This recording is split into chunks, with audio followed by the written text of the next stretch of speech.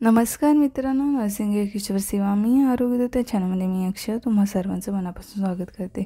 मित्रांनो, तुम्ही जर माझ्या चॅनलवर नवीन आले असाल तर चॅनलला सबस्क्राइब करा, व्हिडिओला लाईक करा आणि शेअर करायला विसरू नका।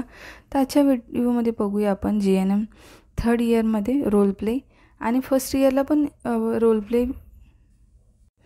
तर रोल प्ले म्हणजे भूमिका नाट्य आपण बघणार आहोत। तर या पद्धती ही जी पद्धत आहे जीएनएम फर्स्ट इयरसाठी हा इम्पॉर्टंट कम्युनिटीमधला इम्पॉर्टंट क्वेश्चन आहे आणि आपण रिसर्चमध्ये पण हा विचारला जातो, ह्याच्याशी रिलेटेड विचारला जातो। तर रोल प्ले भूमिका नाट्य पण बघूया। तर या पद्धतीमध्ये एखादा प्रसंग तयार करून विद्यार्थ्यांचा सहभाग घेऊन छोटेसे नाटक आहे, इथे नाटक पाठाच्या अनुषंगाने केले जाते। हे काते झाले तर जाते व पाठाचा आशय समजावून सांगितला जातो। ही एक पाठाची पद्धत आणि दृकश्राव्य साधन दोन्ही प्रकार त्याचा समावेश होतो।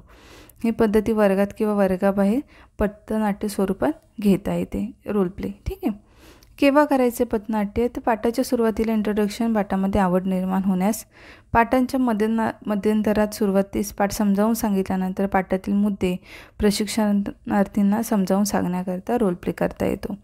पाठाच्या शेवटी संपूर्ण पाठ शिकवल्यानंतर पाठाचे मूल्यांकन करण्याकरता शिकवलेले मुद्दे ग्रहण झाले की नाही हे तपासणी करता आपण उदाहरणार्थ HIV एड्सचं समुपदेशन नाटिक आपण करू शकतो। संपूर्ण पाठ मुलाखतीद्वारे पाठाची माहिती विचारून प्रश्न उत्तरातून सांगावे। संपूर्ण पाठ मुलाखतीद्वारे पाठाची माहिती विचारून प्रश्न उत्तरातून सांगावे। आता ह्याचे फायदे काय आहेत? तर ही अतिशय प्रभावी पद्धत आहे। ही शिकवलेली जास्त काळ स्मरणात राहते। पाठात विद्यार्थ्यांचा सहभागास आणि संधी मिळते।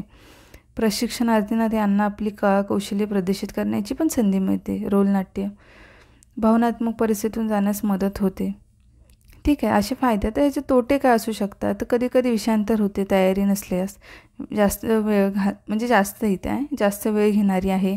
प्रशिक्षणार्थींच्या कल्पनाशक्ती व उत्स्फूर्त प्रतिसादावर अवलंबून असते। त्यानंतर ह्याचे प्रकार आहेत।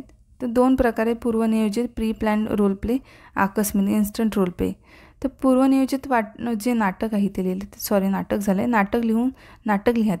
नाटक लिहून सराव करून सादरीकरण होते पूर्वनियोजितमध्ये। आणि आकस्मिकमध्ये काय होतं? थोडक्यात मुद्दे दिलेले असतात, भूमिका नावे स्वयंस्फूर्तीने सहभाग घेण्यास आमंत्रित करून तयारीला 5 ते 10 मिनिटं दिली जातात आणि सहभागी गटचर्चा करून भूमिका नाट्य सादर करतात।